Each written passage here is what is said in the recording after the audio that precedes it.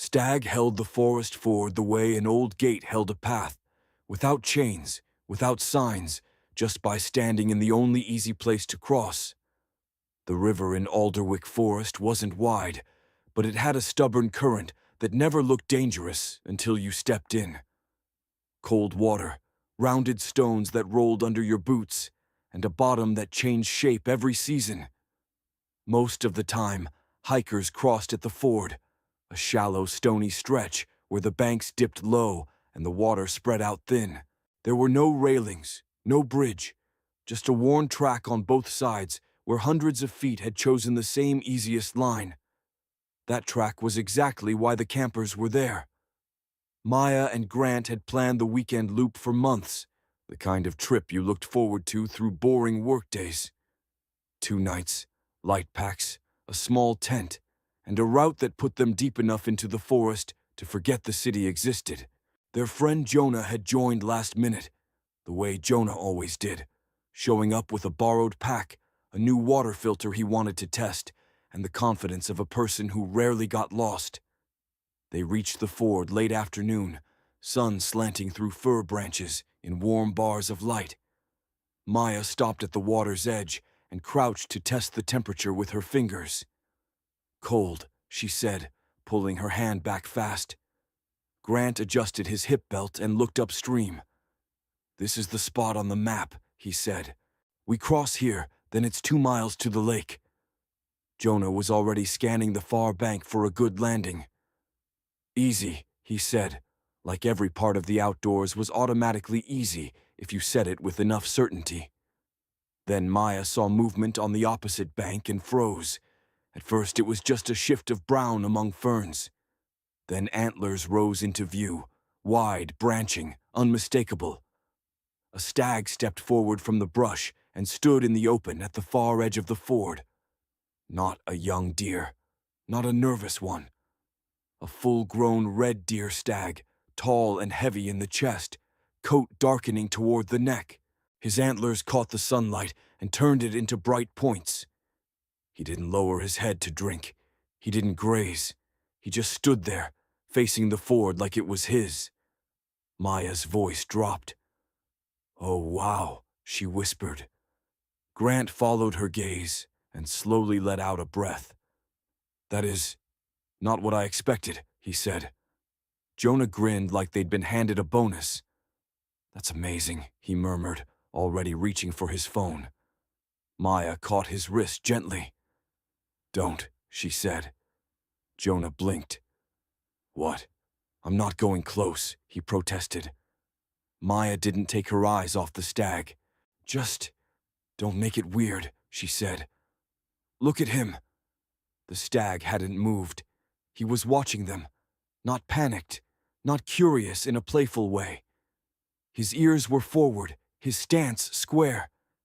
He looked like an animal that had decided the river crossing mattered. Grant shifted his weight and raised his voice slightly, not shouting, just making a human sound. "Hey!" he called, as if announcing their presence would help. The stag's head turned a fraction. He watched Grant's mouth, then looked back at the ford itself. It felt suddenly like the ford had rules. Maya stood slowly. "Why would he stand there?" she asked, mostly to herself. Grant shrugged, but his face was thoughtful. "Could be protecting a group," he said. "Could be rut behavior." Jonah, still smiling, said, "Or he just likes the spot." Maya watched the stag's chest rise and fall. The animal wasn't snorting or stamping yet, but his stillness had weight. The forest around him was quiet in a way that made the water's noise louder. Even the usual small bird chatter seemed muted, as if everything nearby had decided to listen too. Maya glanced at the river again. The ford was the easiest crossing, if it was open. Right now, it didn't feel open. They stood on their bank with wet stones and cold current between them and a stag who looked entirely comfortable, claiming the far side. The distance was maybe 30 feet, not far enough to feel safe if things escalated, and too far to communicate anything clearly. Grant looked at Maya, then at Jonah. "We can wait," he said. "See if he moves." Jonah checked the sky, the sun already lowering. "If we wait, we're hiking in twilight," he said. Maya lifted her shoulders slightly. "I'd rather hike in twilight than cross toward an animal that doesn't want us there." Grant nodded. He was already leaning that way. He had the practical outdoors sense to recognize when something wasn't worth forcing. But Jonah's face tightened with the familiar expression of someone who didn't like changing plans because of something that couldn't speak. "He's on the other side," Jonah said. "We're not even in his space." Maya kept her voice calm. "The ford is his space right now," she replied. As if to prove her point, the stag stepped forward, not into the water, just closer to the edge, placing one hoof on a flat stone at the start of the shallow. He lowered his head slightly and shook it once, not a full antler thrash, but enough to make his antlers catch the light and throw it. A warning without drama. Grant's posture changed immediately. His shoulders went tight, and he took a small step back from the water. Jonah stopped smiling. Maya felt her pulse jump, not because the stag was aggressive, but because the message was so clear. "Not here." Grant spoke quietly now. "Okay," he said. "Upstream." Jonah opened his mouth as if to argue again, then closed it. The stag hadn't charged, hadn't even stepped into the water. He'd simply made the ford feel like a boundary. Maya took a breath and began walking along their bank, heading upstream where the river narrowed slightly between boulders. The trail was faint there, more game track than human path. Alder branches reached over the water. The ground was softer, muddier, and the stones looked slicker. Jonah walked behind her, less chatty now. "I didn't think deer did that," he muttered. "They don't," Maya said. "Not usually, but rut season makes everything different." Grant glanced back toward the ford as they climbed over roots. The stag remained there, still in view through gaps in trees, a steady silhouette that didn't follow, but didn't leave either. It felt like he was guarding the easiest option and letting them struggle for a harder one. After 200 yards, the river pinched into a faster channel. Two fallen logs crossed near each other, one solid and mossy, the other thinner and half submerged. The current hissed around them. It wasn't a perfect crossing, but it was possible. Grant crouched and tested the thicker log with his boot. It held. "This will do," he said, though his tone didn't sound enthusiastic. Maya looked down at the water. It was deeper here, darker, less forgiving. If someone slipped, they'd get wet fast and possibly lose gear. But wet gear was better than a close encounter with a territorial stag at dusk. Jonah stared back downstream. "He's still there," he said. Maya followed his gaze. Through the trees, she could just make out the stag's antlers like a crown against shadow. "He's holding the ford," she said quietly, and the words felt odd, like giving a title to an animal that didn't need one. They crossed upstream carefully, one at a time. Grant went first, steadying himself with a trekking pole. Maya followed, focusing on each step, the damp wood under her soles. Jonah went last, moving slower than his usual confident pace. When they reached the far bank, they all paused and listened to their breathing. No one had fallen. No one was injured, but the forest felt different on this side, thicker, darker under the canopy, as if they'd stepped into the stag's part of the map. Grant turned his head to look back downstream again. The stag still stood at the ford. He hadn't chased them. He hadn't needed to. He'd simply kept the simplest crossing closed long enough to make humans choose the long way. Maya watched him for another moment, then turned away, because staring too long felt like turning the situation into a standoff. She wanted the forest to forget them quickly. They found their campsite by the lake an hour later than planned, pitching the tent in the blue light of early evening. The air smelled like damp needles and cold water. A loon called once from the far shore, low and haunting, but not scary, just wild. As Grant lit the stove, Jonah finally spoke again, voice quieter than his usual swagger. "I didn't realize how fast my brain went to 'it'll move,'" he admitted. Maya nodded. "Same," she said. "We're used to animals yielding to us." Grant stirred the pot and glanced toward the dark trees. "It didn't yield," he said. "It didn't have to." They ate dinner with their backs to a log, watching the last light fade. Somewhere far off, a deer barked once, sharp and quick. Then silence again. Later, as they prepared for sleep, Maya placed their boots inside the tent vestibule instead of leaving them outside, not because she feared the stag would come to camp, but because something about the day had reminded her. Wild spaces had owners you didn't always see until you tried to take the easy path. The ford had been the easy path.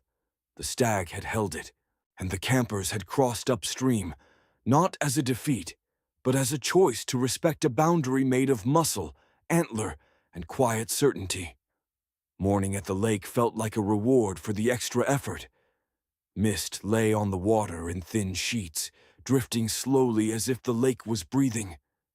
The air was cold enough to sting noses, but the sun was already turning the tops of the firs gold. Jonah stepped out of the tent and stretched with the exaggerated relief of someone who'd slept hard after a long day. Grant was already heating water. Maya stood at the shoreline with her mug and listened for anything beyond the small sounds of camp. Stove hiss, zipper, the soft crunch of needles under boots. No stag sounds, no snapping branches, just a calm forest. For a few minutes, it was easy to believe the Ford incident had been a one-off, an odd rut season moment that would dissolve as soon as they walked away. Then Jonah said, "So, we have to cross back today." Grant looked up from the stove. "Yeah," he said, like he hadn't been thinking about it too. Maya didn't answer right away. She watched the mist and remembered the stag's stance, square, steady, unmistakably in charge of the easiest crossing. She also remembered how fast Jonah's confidence had faded once the antlers dipped and the hoof touched the first stone. "The question is whether he'll still be there," Jonah added. Grant poured hot water into a pouch meal and shrugged. "Even if he isn't, we're still not going to rush the ford," he said. Maya nodded. "We check from a distance," she said. "And we have a plan B again." Jonah exhaled, not thrilled. "Upstream log crossing was sketchy," he muttered. "Sketched us across," Maya replied. They packed slowly, not because they were lazy, but because they were adjusting the mental map of the trip. Yesterday's map had a simple line, cross at ford. Today's map had branches, cross here if open, cross there if not. By late morning, they reached the river again on the far side. The trail dropped through alder and fern, and the sound of moving water grew louder until the trees opened and the bank appeared. Maya stopped first, instinctively, and held up a hand. Grant and Jonah halted behind her. The ford was visible through the trees, sunlight on stones, the water shallow and spread out. The far bank was a strip of ferns and dark soil, and in the middle of it stood the stag. Same place, same silhouette. But now the light made him look even larger. His neck looked thicker, his coat darker. His antlers were a bright lattice against shadow. He wasn't pacing, he wasn't foraging. He was standing the way he had yesterday, like the ford was a door and he was the lock. Jonah's mouth fell open. "He's still here," he whispered, disbelief in every word. Grant's jaw tightened. "That's a long time to hold a spot," he said. Maya watched carefully. The stag's ears rotated toward them, catching their movement. His head lifted slightly. He was aware. He had been aware yesterday, too. The difference today was that Maya felt less surprised and more analytical. Stags didn't guard, for no reason. During rut, they held territories, controlled access to resources, females, feeding areas, safe resting places. A ford wasn't a resource in itself, but it was a corridor, a choke point, a place where movement funneled. If he could control that, he could control what passed through his area. Humans were just one kind of thing that passed through.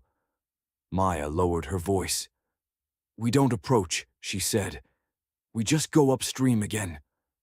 Jonah swallowed. "But," he started. Grant cut him off, gentle but firm. "No but," he said. "We're not negotiating with a 1,000-pound animal with spears on his head." Jonah's shoulders slumped. "Okay," he said quietly. The confidence was gone now, replaced by the kind of humility that came from seeing a rule you couldn't argue with. They turned and began hiking upstream along the riverbank, searching for the log crossing they'd used yesterday. It took longer to find from this side because the landmarks looked different. The boulder that had been on their left yesterday was now on their right, and the alder trunks overlapped differently. They had to slow down, check the water line, and make sure they weren't walking into a dead end. As they walked, Maya kept glancing back through gaps in trees. The stag didn't follow. It didn't need to. But it remained visible for longer than she expected, because it wasn't moving. It was holding that spot with an endurance that felt almost deliberate, as if it had chosen that ford as part of its rut strategy. They found the paired logs again, mossy and damp, spanning the narrow channel. The current was fast beneath, and the water hissed louder here than at the ford. It looked just as sketchy as Jonah remembered. Grant tested the thicker log with his pole and nodded. "Same as yesterday," he said. Maya went first this time. She wanted to set the tone, to show Jonah it was possible without panic. She placed her boots carefully, kept her center low, and stepped across slowly, feeling the log flex faintly. Halfway over, she paused and breathed, letting the movement settle, then continued. She made it to the other side without slipping. Grant crossed next, steady and controlled. Jonah went last, moving with exaggerated caution. He muttered to himself the whole way, little fragments of focus like, "Okay, okay, okay." But he didn't rush, and he didn't fall. Once all three stood on the original side again, they took a moment to shake out tension. Jonah looked back downstream. From here, the ford wasn't visible, but the idea of it was still there, like a closed gate they'd chosen not to test again. "I can't believe he's still holding it," Jonah said. Grant shrugged, but his eyes were serious. "Why wouldn't he?" he replied. "It works." Maya nodded. "That's the thing," she said.